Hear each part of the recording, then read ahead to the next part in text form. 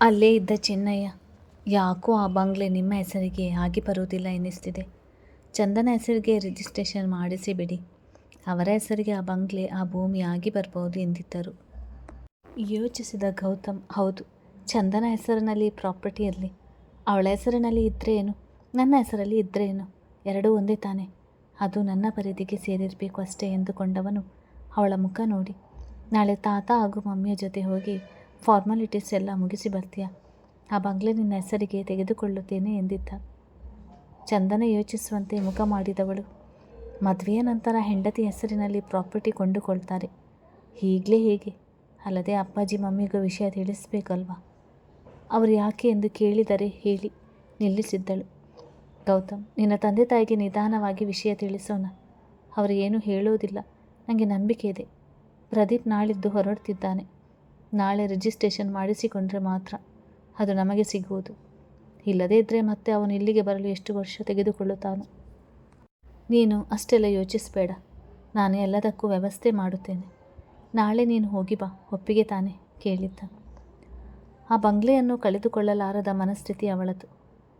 ಆದರೆ ಚೂರು ಶ್ರಮ ವಹಿಸದೆ ತನ್ನ ಹೆಸರಿಗೆ ಸುಲಭವಾಗಿ ಬರುವುದನ್ನು ಕೂಡ ಒಪ್ಪಿಕೊಳ್ಳಲು ಮನಸ್ಸು ಹಿಂಜರಿದಾಗ, ಆದರೂ ನಿಮ್ಮ ಹೆಸರಿನಲ್ಲಿ ಇದ್ದಿದ್ದರೆ ಚೆನ್ನಾಗಿರುತ್ತೆ, ನನ್ನ ಹೆಸರಿಗೆ ಯಾಕೆ ಕೇಳಿದ್ದಳು.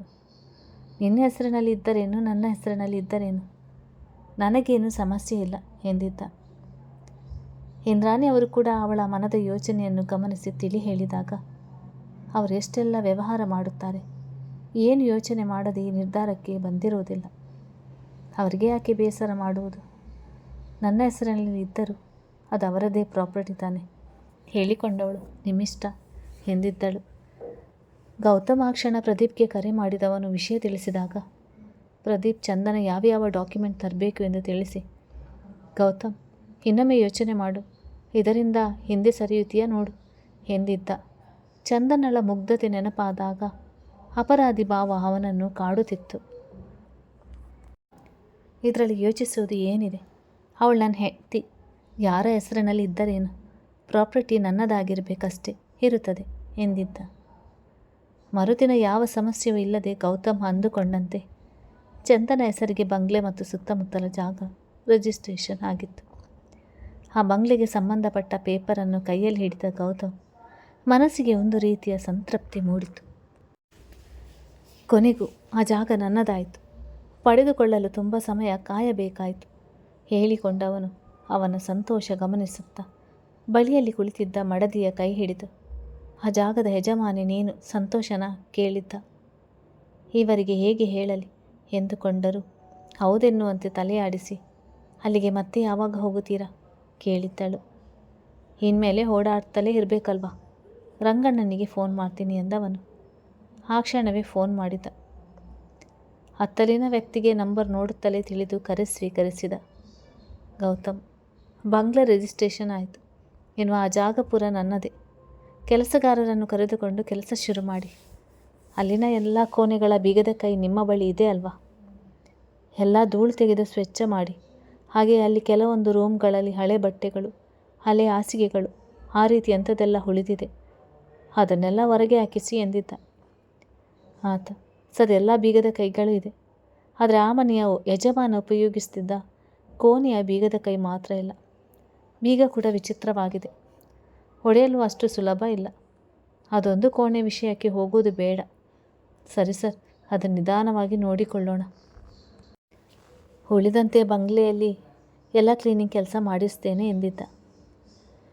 ಗೌತಮ್ಗೆ ಅಂದು ಅವನು ಹೇಳಿದ ಕತೆ ಕೇಳಿದ ಕಾರಣ ಹೆದರುತ್ತಿದ್ದಾನೆ ಎಂದುಕೊಂಡವನು, ಸರಿ ಅದರ ಬಗ್ಗೆ ಆಮೇಲೆ ಯೋಚಿಸೋಣ, ಉಳಿದದನ್ನು ಕ್ಲೀನ್ ಮಾಡಿಸಿ, ಆ ಭಾನುವಾರ ಬರುತ್ತೇನೆ, ಸುತ್ತಮುತ್ತ ಕೂಡ ಜಾಗ ತುಂಬ ಗಲೀಜಾಗಿರುವಂತೆ ಕೆಲವೊಂದು ವೇಸ್ಟ್ ಪದಾರ್ಥಗಳಿಂದ ತುಂಬಿದೆ, ಅದನ್ನೆಲ್ಲ ತೆಗೆಸಿ ಹಾಕಿ ನೆಲ ಸಮತಟ್ಟಾಗಿ ಇರಬೇಕು, ಹಾಗೆ ಆ ಚಿಕ್ಕ ಮನೆ ಇರುವ ಜಾಗ ಕೂಡ ಕ್ಲೀನ್ ಮಾಡಿಸಿರಿ, ಬಂದ ನಂತರ ಏನು ಮಾಡಬೇಕೆಂದು ಹೇಳುತ್ತೇನೆ ಎಂದಿದ್ದ.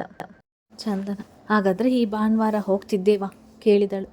ಹೌದು, ಬಂಗ್ಲೆ ಬಿಟ್ಟು ಸುತ್ತಲೂ ಸ್ವಲ್ಪ ದೂರ ಓಡಾಡಿ ನೋಡಿ ಬರಬೇಕು, ನಂತರ ಅಲ್ಲಿ ಕೆಲಸ ಮಾಡಲು ಒಂದು ತಂಡವನ್ನು ನೇಮಿಸಿ ಅವರನ್ನು ಕರೆದುಕೊಂಡು ಹೋಗಿ ತೋರಿಸಿ ಬ್ಲೂ ಪ್ರಿಂಟ್ ತಯಾರಿಸಿ ಆದಷ್ಟು ಬೇಗ ಕೆಲಸ ಶುರು ಮಾಡಬೇಕು. ವ್ಯಾವಹಾರಿಕವಾಗಿ ಕೂಡ ಯೋಚಿಸಿದ್ದ, ತನಗೆ ಬರುವ ಲಾಭ ಮನದಲ್ಲಿ ಇಟ್ಟುಕೊಂಡು ದಿನಗಳು ಕಳೆದಿತ್ತು. ಗೌತಮ್ ಪೂರ ಗುಣವಾಗಿದ್ದ. ಚಂದನ ಮೊದಲಿನ ಸಂಕೋಚಗಳ ತೊರೆದು ಆ ಮನೆ ತನ್ನದೇ ಎನ್ನುವಷ್ಟು ಎಲ್ಲ ಕೆಲಸಗಳಿಗೂ ಮುಂದಾಗಿ ನಿಲ್ಲುತ್ತಿದ್ದಳು. ಏನನ್ನು ಯೋಚಿಸುವಂತೆ ಮಂಚದ ಮೇಲೆ ಕುಳಿತಿದ್ದ ಮಡದಿಯ ನೋಡಿದವನು ಲ್ಯಾಪ್ಟಾಪ್ ಮುಚ್ಚಿಟ್ಟು ಬಳಿ ಬಂದು, ಈ ಪುಟ್ಟ ತಲೆಗೆ ಇಷ್ಟೊಂದು ಯೋಚನೆ ಬೇಕಾ ಕೇಳಿದ್ದ. ಅದು ನಾಳೆ ನೀವು ಬಂಗ್ಲೆ ಕಡೆಗೆ ಹೋಗಿ ಬರೋಣ ಎಂದು ಹೇಳಿದ್ರಿ ಅಲ್ವಾ? ಎಷ್ಟು ಗಂಟೆಗೆ ಹೋಗುವುದು? ಬರುವ ಸಮಯ ಎಲ್ಲ ಯೋಚಿಸ್ತಾ ಇದ್ದೆ.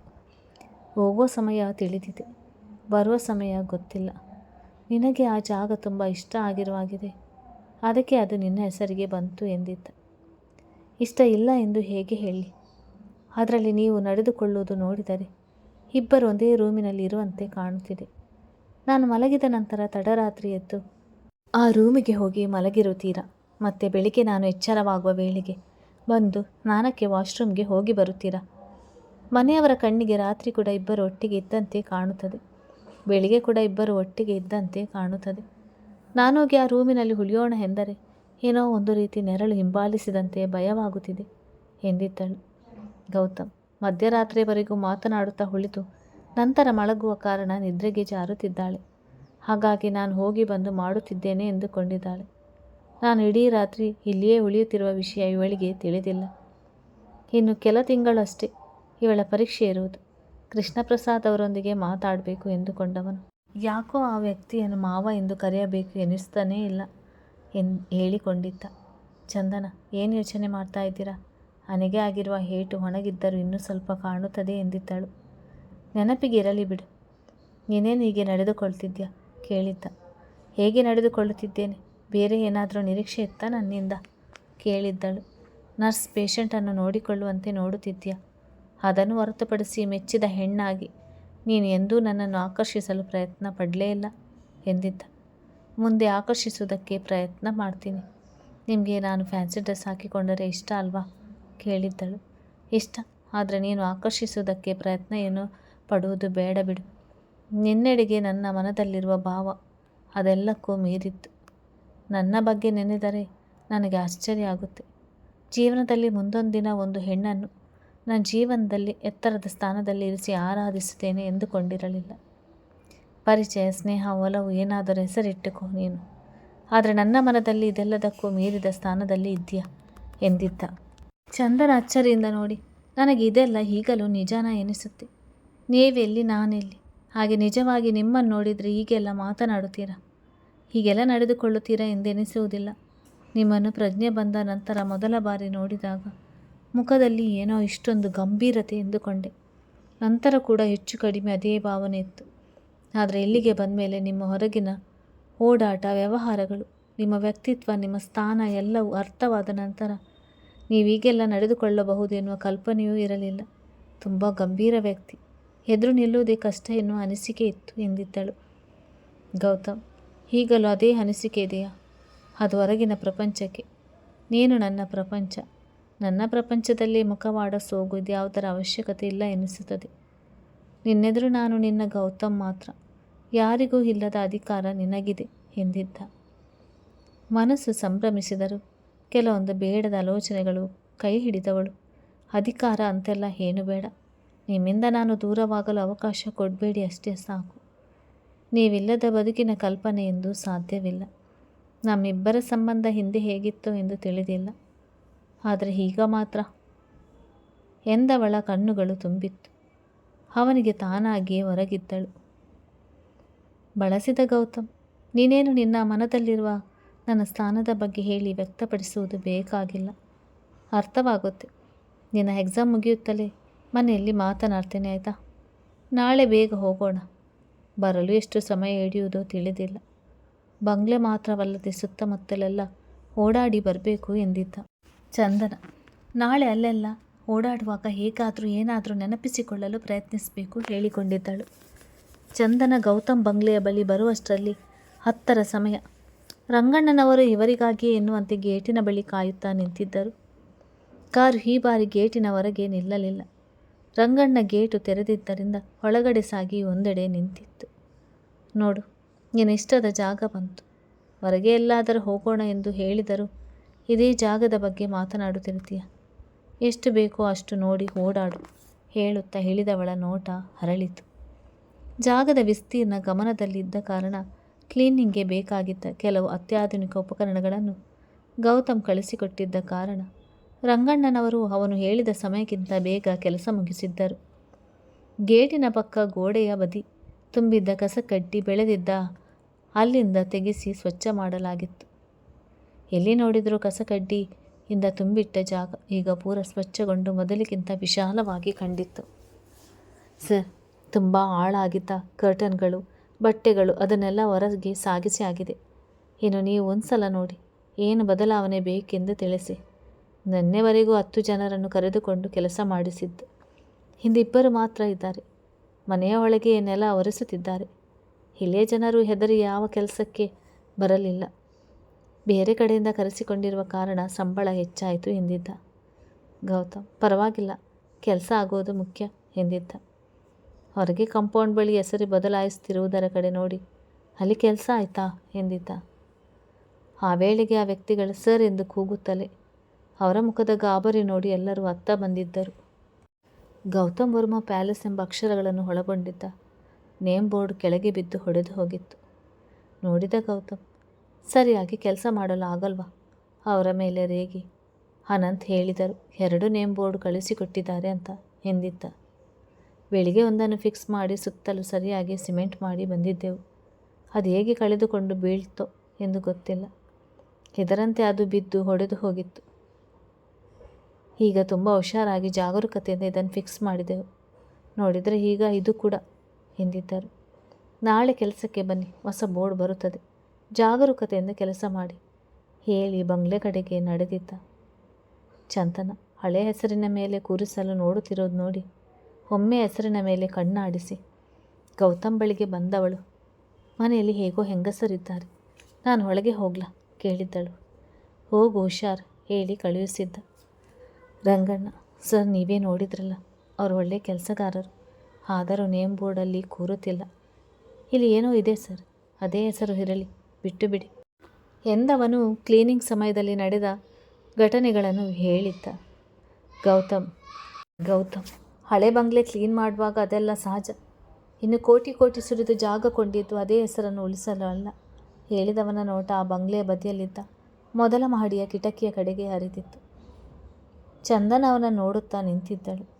ಗೇಟಿನ ಬದಿಯಲ್ಲಿದ್ದ ಮರದ ಕಡೆ ನಿಂತಿದ್ದ ಗೌತಮ್, ಎಂದೋ ಹೀಗೆ ಇವಳನ್ನು ಅಲ್ಲಿ ನೋಡಿದ್ದೇನೆ, ಅದು ಈ ಜಾಗದಲ್ಲೇ ನಿಂತು ಎನಿಸ್ತಿದೆ ಎಂದುಕೊಂಡವನು ರಂಗನ್ನ ಹೇಳಿದ್ದು ನೆನಪಿದ್ದ ಕಾರಣ, ಹಳೆ ಬಂಗ್ಲೆ ಹುಷಾರ್, ನೆಲ ನೋಡಿಕೊಂಡು ಓಡಾಡು, ಏನನ್ನೂ ಮುಟ್ಟಲು ಹೋಗಬೇಡ ಟೈಪ್ ಮಾಡಿ ಕಳಿಸಿದ್ದವನು. ಮತ್ತೊಮ್ಮೆ ಅವಳನ್ನು ನೋಡಿ, ಇದನ್ನು ಕೊಂಡಿರುವುದು ನನ್ನ ಹೆಂಡತಿ ಹೆಸರಿಗೆ, ಬಂಗ್ಲೆಗೆ ಅವಳ ಹೆಸರೇ ಇಡಿಸೋಣ ಎಂದು ಈಗ ಅನಿಸ್ತಿದೆ. ಚಂದನ ಗೌತಮ್ ವರ್ಮಾ ಪ್ಯಾಲೇಸ್ ಎಂದು ನಾಳೆ ಬೋರ್ಡ್ ಬರುತ್ತದೆ ಎಂದವನು ಬಂಗಲೆಯ ಕಡೆಗೆ ನಡೆದಿದ್ದ. ಹಾಗೆ ನಡೆದವನ ನೋಟ ಅಲ್ಲೇ ಪಕ್ಕದ ಸಾಲಿನಲ್ಲಿದ್ದ ಮನೆಗಳ ಮುಂದೆ ಬೆಳೆದಿದ್ದ ಗಿಡಗಂಟೆಗಳನ್ನೆಲ್ಲ ಸ್ವಚ್ಛ ಮಾಡಿ ನೋಡುವಂತಾಗಿದ್ದು ಗಮನಿಸಿದವನು ಆ ಕಡೆ ಹೋಗೋಣ ಹೇಳಿ ನಡೆದಿದ್ದ. ರಂಗಣ್ಣ, ಸರ್ ಯಾಕೋ ನೀವು ಈ ಮನೆ ಕ್ಲೀನ್ ಮಾಡಿಸಲು ಹೇಳಿದ್ರಿ, ಯಾಕೆ ಎಂದು ಗೊತ್ತಿಲ್ಲ. ಒಳಗಡೆ ಆದಷ್ಟು ಎಲ್ಲ ಕ್ಲೀನ್ ಮಾಡಿಸಿದ್ದೇನೆ ಎನ್ನುತ್ತಾ ಅವನೊಂದಿಗೆ ಬಂದಿದ್ದವನು ಬಾಗಿಲಿಂದಕ್ಕೆ ತಳ್ಳಿದ. ಬಲಗಾಲಿಟ್ಟು ಮನೆಯೊಳಗೆ ಬಂದ ಗೌತಮ್ಗೆ ಬಿಸಿಲಿನಿಂದ ತಂಪಾದ ಮರದ ನೆರಳಿಗೆ ಬಂದಂತೆ ಎನಿಸಿತು. ಸುತ್ತಲೂ ನೋಡಿದ ಪಾಳು ಮನೆ, ಆದರೂ ಮನಸ್ಸಿಗೆ ತೀರಾ ಆತ್ಮೀಯ ಎನಿಸಿತು. ಗೋಡೆ ಮೇಲಿದ್ದ 1-2 ಫೋಟೋಗಳ ಕಡೆಗೆ ನೋಡಿದ್ದ. ಒಳಗಡೆಯಿಂದಲೇ ನುಸಿ ಹಿಡಿದಿದ್ದ ಕಾರಣ ಕೆಲವರ ಮುಖಗಳು ಸ್ಪಷ್ಟವಾಗಿ ಕಂಡರೆ ಇನ್ನು ಕೆಲವರ ಮುಖಗಳು ಕಾಣಲಿಲ್ಲ. ಆ ಸಾಲಿನ ಮನೆಗಳಲ್ಲಿ ಹೊಸದಾಗಿ ಕಟ್ಟಿದ್ದ ಮನೆ, ಅದರಿಂದ ಒಳಗಡೆ ಗೋಡೆಗಳೆಲ್ಲ ಸ್ವಲ್ಪ ಗಟ್ಟಿಮುಟ್ಟಾಗಿ ಇದ್ದವು. ಅಡುಗೆ ಮನೆ ಎನ್ನುವ ಜಾಗಕ್ಕೆ ಬಂದು ನಿಂತವನಿಗೆ ಹೇಳತೀರದ ಸಂಕಟ. ಅಲ್ಲಿಂದ ಹೊರಬರುವ ಮನಸ್ಸೇ ಇಲ್ಲ. ಎಲ್ಲವನ್ನೂ ಪದೇ ಪದೇ ನೋಡುತ್ತಾ ನಿಂತ. ರಂಗಣ್ಣನವರು ಇಲ್ಲಿ ಏನಿದೆ ಎಂದು ಸರ್ ಹೀಗೆ ನೋಡುತ್ತಿದ್ದಾರೆ, ಅದರಲ್ಲೂ ಎಲ್ಲ ಕ್ಲೀನ್ ಮಾಡಿಸಿದ್ದು ಸರಿ ಹೋಯಿತು ಎಂದುಕೊಂಡವರು. ಸರ್, ಮನೇನ ಇನ್ನೊಂದು ಚೂರು ರಿಪೇರಿ ಮಾಡಿಸಿದರೆ, ನೀವು ಹೇಳಿದ್ರಲ್ಲ ಇನ್ನೊಂದು ಆಫೀಸ್ ಮಾಡಿ ಇಲ್ಲಿನ ಕೆಲಸಗಳನ್ನು ನೋಡಿಕೊಳ್ಳಲು ಇಲ್ಲೇ ಜನಗಳು ಉಳಿದುಕೊಳ್ಳುತ್ತಾರೆ ಎಂದು, ಅದಕ್ಕೆ ಈ ಮನೆ ಆಗುತ್ತದೆ ಎಂದಿದ್ದರು. ಗೌತಮ್, ರಿಪೇರಿ ಮಾಡಿಸಿ, ಆದರೆ ಇಲ್ಲಿ ಯಾರು ಉಳಿದುಕೊಳ್ಳೋದು ಬೇಡ. ಅದರ ಬಗ್ಗೆ ಮುಂದೆ ಯೋಚನೆ ಮಾಡೋಣ. ಬಂಗ್ಲೆಯ ಆ ಬದಿಗೆ ಜಾಗ ಇದೆಯಲ್ಲ, ಅಲ್ಲಿ ಸದ್ಯಕ್ಕೆ ಟೆಂಪರರಿ ಮನೆ ಆಫೀಸ್ ನಿರ್ಮಿಸಬೇಕು. ವಾಚ್ಮ್ಯಾನ್ ಕೆಲಸಕ್ಕೆ ಯಾರನ್ನಾದರೂ ನೋಡಿ, ಆದಷ್ಟು ಬೇಗ ಇಲ್ಲಿ ಕೆಲಸ ಶುರುವಾಗುತ್ತದೆ ಎಂದಿದ್ದ. ರಂಗಣ್ಣನವರು, ಸರ್, ಬಂಗ್ಲೆಗೆ ಕಡೆಗೆ ಹೋಗ್ಬೋದಲ್ವಾ? ಅಲ್ಲೂ ಕೂಡ ಹೆಚ್ಚು ಕಡಿಮೆ ಎಲ್ಲ ಕೆಲಸ ಮುಗಿದಿದೆ ಹೇಳಿ ಹೊರಗೆ ನಡೆದಾಗ ಅವರನ್ನು ಹಿಂಬಾಲಿಸಿದ್ದ. ರಂಗಣ್ಣನವರು ಹೇಳಿದಂತೆ ಅಂದಿಗೂ ಹಿಂದಿಗೂ ಮತ್ತಷ್ಟು ಅಂದವಾಗಿ ಕಂಡಿತ್ತು. ರಾಶಿ ಹಾಕಿದ ಫೋಟೋಗಳ ಕಡೆಗೆ ನೋಡಿದವನು, ಎಲ್ಲ ತೆಗೆಸಿದ್ದೀರಾ ಕೇಳಿದ್ದ. ಹೌದು ಸರ್, ಒಳಗಿನಿಂದ ಕೆಲವು ಫೋಟೋಗಳು ಹಾಳಾಗಿ ಬಿಟ್ಟಿದೆ. ಮುಖಗಳು ಕೆಲವೊಂದು ಫೋಟೋದಲ್ಲಿ ಕಂಡರೆ ಕೆಲವೊಂದು ಫೋಟೋಗಳಲ್ಲಿ ಕಾಣುತ್ತಿಲ್ಲ. ಇವುಗಳನ್ನೆಲ್ಲ ಹೊರಗೆ ಬಿಸಾಕಿ ಬಿಡುವುದಾ ಕೇಳಿದ್ದ. ಇಲ್ಲಿ ಸ್ಟೋರ್ ರೂಮ್ ಇಲ್ವಾ? ನೋಡೋಣ, ಮುಂದಕ್ಕೆ ಯಾವುದಾದ್ರೂ ಬೇಕಾಗಬಹುದು, ಒಂದೆಡೆ ಇಟ್ಟಿರಿ ಎನ್ನುತ್ತಲೇ ರಂಗಣ್ಣನವರು, ಸರ್, ಆಚೆ ಒಂದು ದೊಡ್ಡ ಗೋಡೌನ್ ಇದೆ. ಈ ಮನೆಗೆ ಬೇಡ ಅನಿಸಿದ್ದನ್ನೆಲ್ಲ ಅಲ್ಲಿ ತುಂಬುತ್ತಿದ್ದರು ಎನಿಸ್ತದೆ. ಅಲ್ಲೂ ಕೂಡ ಕ್ಲೀನ್ ಮಾಡಿಸಿದ್ದೇನೆ. ಇವುಗಳನ್ನೆಲ್ಲ ಅಲ್ಲೇ ಇಡಿಸುತ್ತೇನೆ ಎಂದಿದ್ದರು. ಗೌತಮ್ ಮತ್ತೆ ಬೀಗ ತೆರೆಯದೇ ಇದ್ದ ರೂಮ್ ಕಡೆಗೆ ನೋಡಿದವನು, ಅದೊಂದು ರೂಮನ್ನು ಕ್ಲೀನ್ ಮಾಡಿ ಬಿಟ್ಟಿದ್ದರೆ ಆಗುತ್ತಿತ್ತು ಎಂದಾಗ, ಸರ್, ನಿಮಗೆ ನಂಬಿಕೆ ಇದೆಯೋ ಇಲ್ಲವೋ ಗೊತ್ತಿಲ್ಲ. ಸದ್ಯಕ್ಕೆ ಇಲ್ಲಿ ಎಲ್ಲ ಕೆಲಸಗಳು ಸಲೀಸಾಗಿ ನಡೆಯಲಿ. ಆ ಕೋಣೆಯ ಬೀಗಕ್ಕೆ 2 ತಾಯ್ತ ಕಟ್ಟಿದ್ದಾರೆ. ಹಾಗೆ ಹೊಸಲಿನ ಬಳಿ ಯಾವುದು ತಾಮ್ರದ ತಗಡಿಗೆ ಮೊಳೆ ಹೊಡೆದು ಅಂಟಿಸಿದ್ದಾರೆ. ಅದೊಂದು ಕೋಣೆ ವಿಷಯ ಬಿಟ್ಟು ಬಿಡಿ, ಮುಂದಕ್ಕೆ ನೋಡಿಕೊಳ್ಳೋಣ. ಸದ್ಯಕ್ಕೆ ಇಲ್ಲಿ ಸರಾಗವಾಗಿ ಕೆಲಸ ಆಗಿದೆ. ನೀವೇನು ಇದರ ವಿಷಯಕ್ಕೆ ಈಗಲೇ ಬರುವುದಿಲ್ವಲ್ಲ? ಖಾಲಿ ಜಾಗದಲ್ಲಿ ಬಿಲ್ಡಿಂಗ್ಗಳನ್ನು ಹೇಳಿಸುತ್ತಿದ್ದೀರಾ? ಅದೆಲ್ಲ ಕೆಲಸ ಮುಗಿದ ನಂತರ ತಾನೇ ಈ ಅರಮನೆಗೆ ಪೇಂಟ್ ಮಾಡಿಸೋದು. ಆಗ ನೋಡಿಕೊಳ್ಳೋಣ ಎಂದಿದ್ದರು. ಗೌತಮ್ಗೆ ಆ ಮಾತು ಒಪ್ಪಬೇಕು ಎನಿಸಲಿಲ್ಲ. ಆದರೂ ಪ್ರತಿದಿನ ಮನೆಯಲ್ಲಿ ಪೂಜೆ ಮಾಡುವ ತನ್ನ ತಾಯಿ ಮಡದಿಯ ನೆನಪಿಸಿಕೊಂಡವನು, ಅವರವರ ನಂಬಿಕೆ ಒಳ್ಳೆಯದು ಆಗುತ್ತದೆ ಎನ್ನುವ ಆಗಿದ್ದರೆ ಆ ನಂಬಿಕೆಯನ್ನು ಗೌರವಿಸುವುದರಲ್ಲಿ ತಪ್ಪಿಲ್ಲ. ಅಲ್ಲದೆ ಇಲ್ಲಿ ಇನ್ನು ಮುಂದೆ ಎಲ್ಲ ಕೆಲಸ ಇವರೇ ನೋಡಿಕೊಳ್ಬೇಕು. ಆ ಕೋಣೆ ತೆಗೆಯದೇ ಇದ್ದರೆ ಇವರಿಗೆ ಧೈರ್ಯ ಎನ್ನುವ ಆಗಿದ್ದರೆ ಅದು ಹಾಗೇ ಇರಲಿ. ರಿನೋವೇಷನ್ಗೆ ಕೆಲ ದಿನಗಳ ಮೊದಲು ಬೀಗ ತೆಗೆದು ಪೇಂಟ್ ಮಾಡಿಸಿದ್ರೆ ಆಯಿತು ಎಂದುಕೊಂಡವನು, ಸರಿ, ನಿಮ್ಮಿಷ್ಟ. ಮುಂದಿನ ಗುರುವಾರ ಇಲ್ಲಿ ಪ್ರೆಸ್ ಮೀಟ್ ನಡೆಯುತ್ತದೆ. ಅದನ್ನೆಲ್ಲ ಇಲ್ಲಿ ಗಮನಿಸಿಕೊಂಡು ವ್ಯವಸ್ಥೆ ಮಾಡಲು ಜನಗಳು ಬರುತ್ತಾರೆ. ನೀವು ಅವರ ಜೊತೆ ಇದ್ದು ಬೇಕಾದದನ್ನು ಗಮನಿಸಿಕೊಳ್ಳಿ. ಹಾಗೆ ಬಂಗ್ಲೆಯ ಒಳಗೆ ಪ್ರತಿದಿನ ಸ್ವಚ್ಛ ಮಾಡುತ್ತಾ ಗಮನಿಸಿಕೊಳ್ಳಲು 2 ನೇಮಿಸಿ ಎಂದವನು. ಎಲ್ಲಿ ಇವಳು ಕಾಣುತ್ತಿಲ್ಲ ಎಂದುಕೊಂಡೆ ಸುತ್ತಲೂ ನೋಡಿದವನು.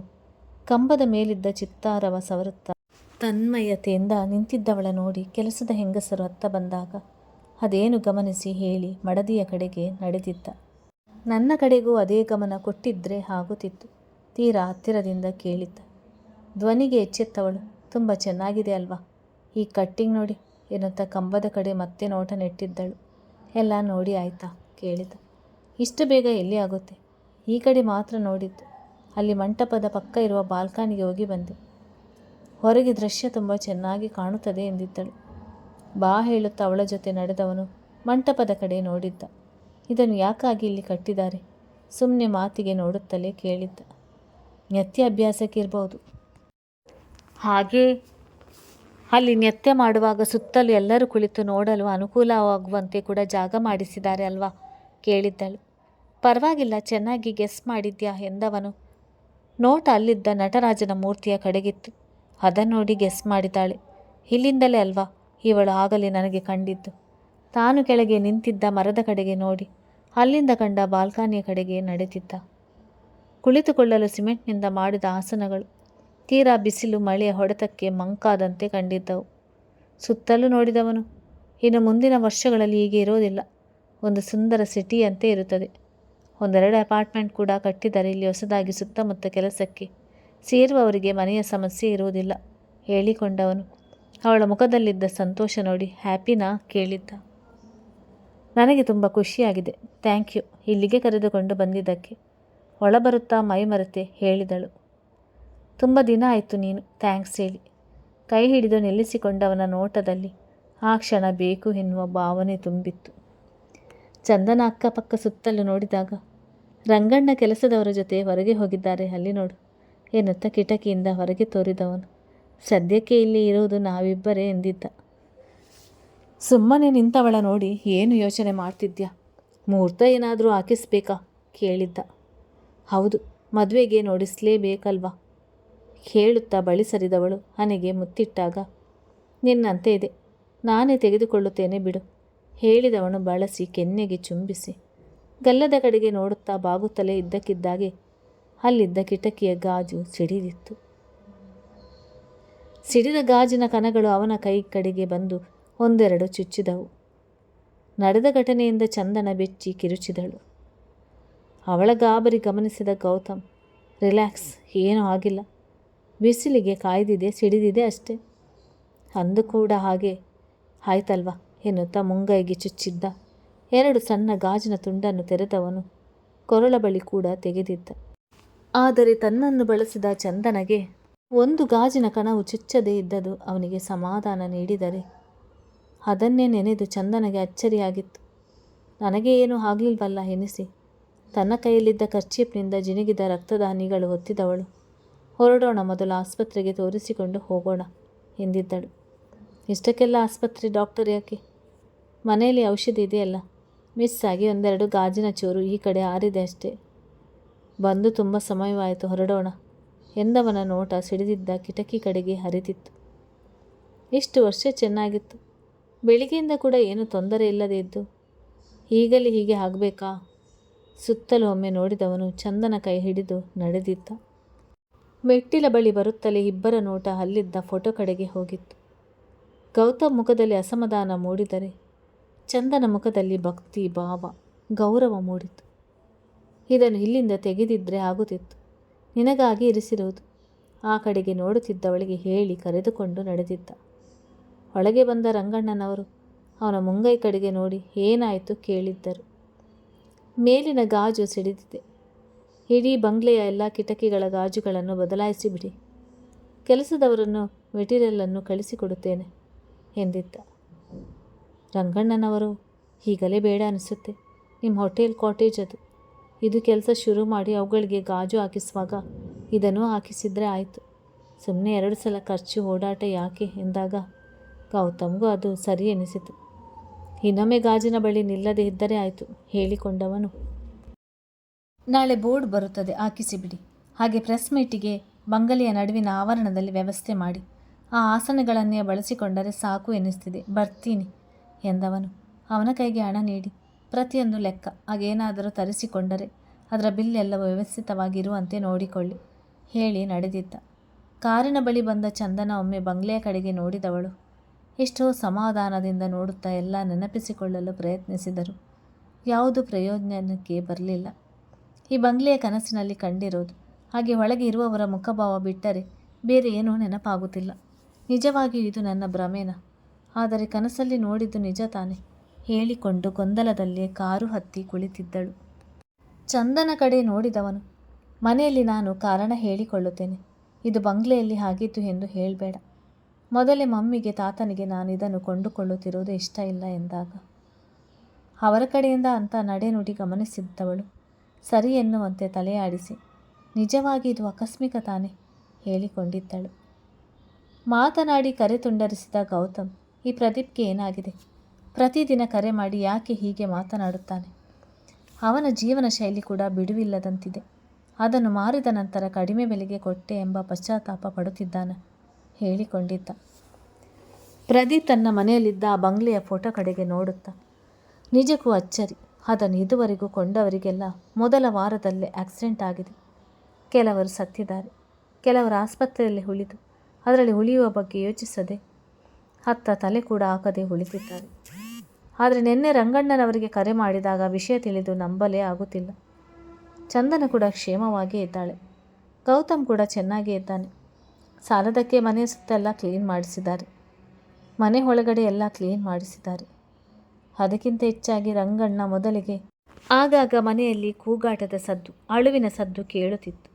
ಅದು ಈಗಿಲ್ಲ, ಯಾವಾಗಲೂ ಶಾಂತವಾಗಿರುವಂತೆ ಕಾಣುತ್ತದೆ ಎನ್ನುತ್ತಿದ್ದರು. ಇದರ ಅರ್ಥ ಏನು? ಎಷ್ಟು ಯೋಚಿಸಿದರೂ ಏನೂ ತಿಳಿಯುತ್ತಿಲ್ಲ. ಒಟ್ಟಿನಲ್ಲಿ ಗೌತಮ್ಗೆ ಚಂದನಗೆ ಯಾವ ಪ್ರಾಣಾಪಾಯವೂ ಆಗದಿದ್ದರೆ ಸಾಕು ಹೇಳಿಕೊಂಡಿದ್ದ. ಗೌತಮ್ ನಿರೀಕ್ಷಿಸಿದ ದಿನ ಬಂತು. ಎಲ್ಲ ಸಿದ್ಧತೆಗಳು ಅವನು ಅಂದುಕೊಂಡಂತೆ ಸಾಗಿತು. ಪ್ರೆಸ್ ಮೀಟ್ ಕೂಡ ಯಶಸ್ವಿಯಾಗಿ ಮುಗಿದಿತ್ತು. ಆದರೆ ಅಂದು ಅಲ್ಲಿಗೆ ಚಂದನಳನ್ನು ಕರೆದುಕೊಂಡು ಹೋಗಿರಲಿಲ್ಲ. ತನ್ನ ಮಾತು ಅವಳಲ್ಲಿ ಒಂದಷ್ಟು ಪ್ರಶ್ನೆಗಳನ್ನು ಹುಟ್ಟು ಹಾಕಬಹುದು ಎಂದು. ಅಪಾರ್ಟ್ಮೆಂಟ್, ಹೋಟೆಲ್, ಕಾಟೇಜ್ ಹಾಗೆ ಕಾಲೇಜಿನ ಕಟ್ಟಡ ಎಲ್ಲದರ ಬಗ್ಗೆಯೂ ಸಿದ್ಧಪಡಿಸಿದ್ದ. ಬ್ಲೂ ಪ್ರಿಂಟನ್ನು ಪ್ರೆಸ್ನವರ ಮುಂದೆ ಇಟ್ಟು ಒಂದಷ್ಟು ವಿವರಿಸಿದ್ದ. ನಂತರ ಅಲ್ಲಿದ್ದ ಪ್ರೆಸ್ನವರಲ್ಲಿ ಆ ಸ್ಥಳದ ಬಗ್ಗೆ ಕೆಲವೊಬ್ಬರಿಗೆ ಮಾಹಿತಿ ತಿಳಿದಿದ್ದ ಕಾರಣ ಅವರು ಹೇಳಿದ ಪ್ರಶ್ನೆ ಕೇಳಿ ಗೌತಮ್ ಕ್ಷಣ ಇದೇನು, ಇವರು ಕೂಡ ಹೀಗೆ ಹೇಳುತ್ತಿದ್ದಾರೆ ಎಂದು ಗೊಂದಲಗೊಂಡವರು. ಈ ಕಾಲದಲ್ಲಿ ಅದನ್ನೆಲ್ಲ ನಾನು ನಂಬುವುದಿಲ್ಲ. ಇಷ್ಟು ಒಳ್ಳೆಯ ಜಾಗ ಹೀಗೆ ಕೆಲಸಕ್ಕೆ ಬಾರದಂತೆ ಉಳಿಯುವುದು ಬೇಡ. ಸುತ್ತಮುತ್ತಲು ಒಳ್ಳೆಯ ಪ್ರೇಕ್ಷಣೀಯ ಸ್ಥಳಗಳಿವೆ. ಸಿಟಿಗೆ ಕೂಡ ಹತ್ತಿರ ಇದೆ. ಈ ಪ್ರಾಜೆಕ್ಟಿಂದ ತುಂಬ ಜನಗಳಿಗೆ ವರ್ಷಾನುಕಾಲ ಕೆಲಸ ಸಿಗುವುದರ ಜೊತೆಗೆ ಇಲ್ಲಿನ ಜನಗಳಿಗೆ ಹಾಗೆ ದೂರದ ಪ್ಲೇಸ್ನಿಂದ ಇಲ್ಲಿನ ಸುತ್ತಮುತ್ತ ಐತಿಹಾಸಿಕ ಸ್ಥಳಗಳ ನೋಡುವ ಸಲುವಾಗಿ ಬರುವ ಜನರಿಗೆ ಇಲ್ಲೇ ಉಳಿದುಕೊಳ್ಳಲು ಅನುಕೂಲ ಕೂಡ ಇದೆ. ತನ್ನ ಮನದಲ್ಲಿದ್ದ ಕೆಲವೊಂದು ಆಲೋಚನೆಗಳನ್ನು ಅವರೊಂದಿಗೆ ಹಂಚಿಕೊಂಡಿದ್ದ. ಮರುದಿನವೇ ನ್ಯೂಸ್ ಪೇಪರ್ನ ಮುಖಪುಟದಲ್ಲಿ ಅಲ್ಲಿನ ಬಂಗ್ಲೆಯ ಫೋಟೋ, ಅದರ ಇತಿಹಾಸದ ಬಗ್ಗೆ ಸ್ವಲ್ಪ ವಿವರಣೆ, ಜೊತೆಗೆ ಗೌತಮ್ ಪ್ರಾಜೆಕ್ಟ್ ಬಗ್ಗೆ, ಅಲ್ಲಿ ನಡೆಯುವ ಕೆಲಸಗಳ ಬಗ್ಗೆ, ಅಲ್ಲಿ ಈಗ ಸಿಗೋ ಉದ್ಯೋಗಗಳ ಬಗ್ಗೆ ವಿವರವಾದ ಮಾಹಿತಿ ಮೂಡಿ ಬಂದಿತ್ತು. ಕೈಯಲ್ಲಿ ಕಪ್ಪು ಬಣ್ಣದ ಕಷಾಯ ಹಿಡಿದು ದಪ್ಪ ಕಟ್ಟಿನ ಕನ್ನಡಕವನ್ನು ಮೂಗಿನ ಮೇಲಕ್ಕೆ ಕೊಂಚ ಹೇರಿಸಿ ನ್ಯೂಸ್ ಪೇಪರ್ ಮೇಲೆ ಕಣ್ಣು ನೆಟ್ಟಿದ್ದ ರುಜುಲ ಅವಕಾಶ ಹೀಗೆ ಸಿಗುತ್ತದೆ ಎಂದುಕೊಂಡಿರಲಿಲ್ಲ. ಅಲ್ಲಿಗೆ ಹೋಗಿ ಸೇರಲು ದಾರಿ ತಾನಾಗೇ ಸಿಕ್ಕಿದೆ ಎಂದವಳು ಮತ್ತೊಂದು ಕೈಯಲ್ಲಿದ್ದ ಪೆನ್ನಿನಿಂದ ಬಂಗ್ಲೆ ಮೇಲೆ ಸರ್ಕಲ್ ರೀತಿಯಲ್ಲಿ ಗೆರೆ ಎಳೆದಿದ್ದಳು. ಕತೆ ಮುಂದುವರಿಯುತ್ತದೆ. ಹಾಗೆ ಯಾರೆಲ್ಲ ನನ್ನ ಚಾನಲನ್ನು ಸಬ್ಸ್ಕ್ರೈಬ್ ಮಾಡಲಿಲ್ಲ ಅವರೆಲ್ಲ ದಯವಿಟ್ಟು ನನ್ನ ಚಾನಲನ್ನು ಸಬ್ಸ್ಕ್ರೈಬ್ ಮಾಡಿ, ಲೈಕ್ ಆ್ಯಂಡ್ ಶೇರ್ ಮಾಡಿ.